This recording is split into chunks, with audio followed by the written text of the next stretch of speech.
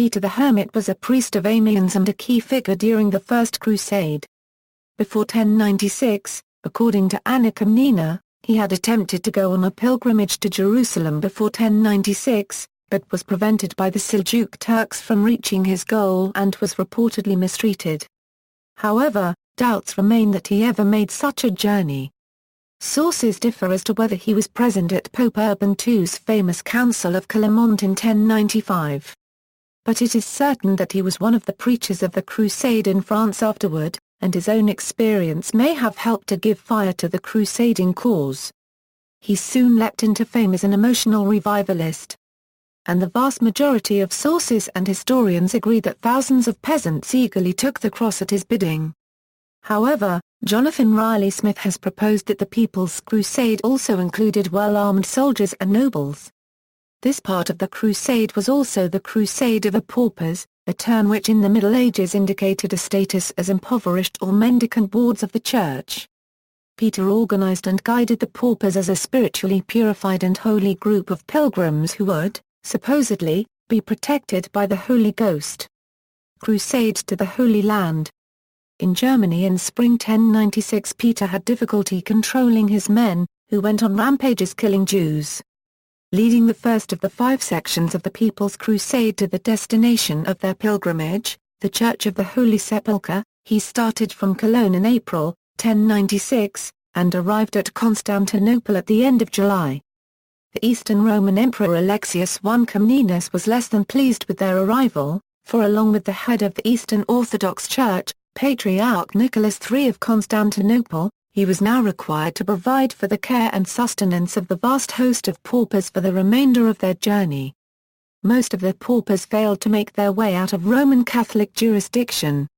The majority were incapable of being provided for by the various lordships and dioceses along the way and either starved, returned home or were put into servitude, while a substantial number were captured and sold into slavery by the various Slavic robber barons in the Balkans, kindling the view of the Balkan Slavs as unredeemed robbers and villains. Peter joined the only other section which had succeeded in reaching Constantinople, that of Walter Sans-Avoir, into a single group and encamped the still numerous pilgrims around Constantinople while he negotiated the shipping of the People's Crusade to the Holy Land. The emperor meanwhile had failed to provide for the pilgrims adequately and the camp made itself a growing nuisance, as the increasingly hungry paupers turned to pilfering the imperial stores. Alexius, worried at the growing disorder and fearful of his standing before the coming armed crusader armies, quickly concluded negotiations and shipped them across the Bosporus to the Asiatic shore in the beginning of August, with promises of guards and passage through the Turkish lines. He warned the People's Crusade to await his orders, but in spite of his warnings, the paupers entered Turkish territory. The Turks began skirmishing with the largely unarmed host. Peter returned in desperation to Constantinople, seeking the emperor's help. In Peter's absence, the pilgrims were ambushed and cut to pieces in detail by the Turks, who were more disciplined, at the Battle of Sivtot. Despite Peter's pronunciations of divine protection, the vast majority of the pilgrims were slaughtered by the swords and arrows of the Turks, or were enslaved. Left in Constantinople with a small number of surviving followers, during the winter of 1096–1097, with little hope of securing Byzantine support, the People's Crusade awaited the coming of the armed crusaders as their sole source of protection to complete the pilgrimage. When the princes arrived, Peter joined their ranks as a member of council in May 1097, and with the little following which remained they marched together through Asia Minor to Jerusalem. While his paupers never regained the numbers previous to the Battle of Sivtot, his ranks were increasingly replenished with disarmed, injured, or bankrupted crusaders. Nonetheless, aside from a few rousing speeches to motivate the crusaders, he played a subordinate part in the remaining history of the First Crusade, which at this point clearly settled on a military campaign as the means to secure the pilgrimage routes and holy sites in Palestine. He appears, in the beginning of 1098, as attempting to escape from the privations of the siege of Antiochia, showing himself, as Guibert of Nogent says, a fallen star. However, Quibert and other sources go on to write that Peter was responsible for the speech before the half-starved and dead Crusaders which motivated their sally from the gates of Antioch and their subsequent crashing defeat of the overwhelmingly superior Muslim army besieging the city. Thus, having recovered his stature, in the middle of the year he was sent by the princes to invite Kerbora to settle all differences by a duel which the emir subsequently declined. And in 1099 he appears as treasurer of the arms at the siege of Acre, and as leader of the supplicatory processions around the walls of Jerusalem before it fell and later within Jerusalem which preceded the Crusaders' miraculous victory at the Battle of Ascalon. At the end of the year he went to Latakia, and sailed thence for the west. From this time he disappears. But Albert of Aix records that he died in 1131, as prior of a church of the Holy Sepulchre which he had founded in France. Role in preaching First Crusade.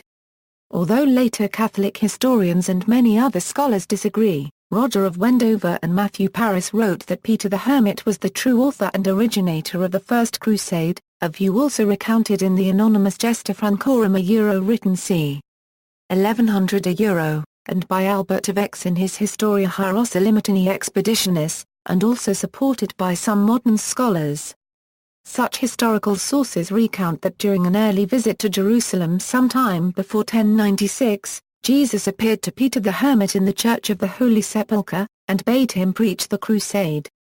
This story also appears in the pages of William of Tyre, which indicates that even a few generations after the crusade, the descendants of the Crusaders already believed Peter was its originator. The origin of such a legend is a matter of some interest. Von Sibel, in his Geschichte des Usuges, published in 1841, suggested that in the camp of the paupers some idolization of Peter the Hermit had already begun, parallel to the similar glorification of Godfrey by the Lorrainers.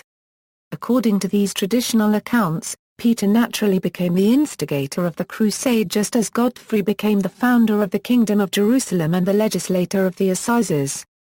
This version of Peter's career seems as old as the Chanson des Copritifs, a poem which Raymond of Antioch caused to be composed in honor of the hermit and his followers soon after 1130, now part of the so-called Crusade cycle of Chansons de Geste. It also appears in the pages of Albert of Aix who wrote somewhere about 1130. And from Albert it was borrowed by William of Tyre.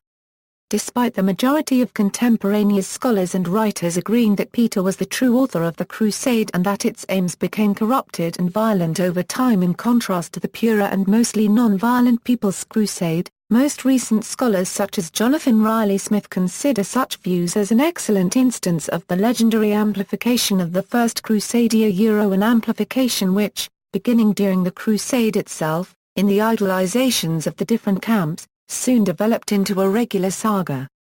This saga found its most piquant beginning in the Hermit's vision at Jerusalem, and there it accordingly began like in Albert, followed by William of Tyre and in the Chanson des Copritifs, followed by the later Chanson d'Antioche. References. External links. This article incorporates text from a publication now in the public domain, Chisholm, Hugh, ed. Encyclopædia Britannica. Cambridge University Press.